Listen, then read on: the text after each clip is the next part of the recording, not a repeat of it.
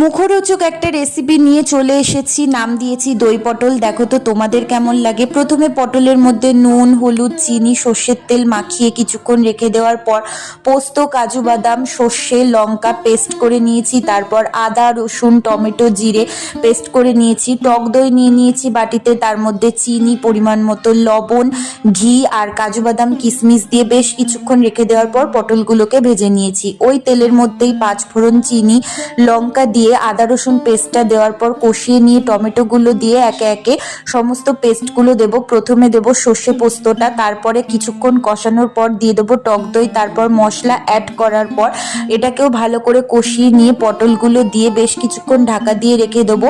তারপর তেল ছেড়ে আসবে। তেল ছেড়ে দেওয়ার পর সেই বাটিতে মশলার বাটির ধোয়া জলগুলো দিয়ে ভালো করে নাড়াচাড়া করে নামানোর মুখে একটুখানি গরম মশলা আর সর্ষের তেল দিয়ে নামিয়ে নিয়েছি। কেমন লাগলো জানিও কিন্তু।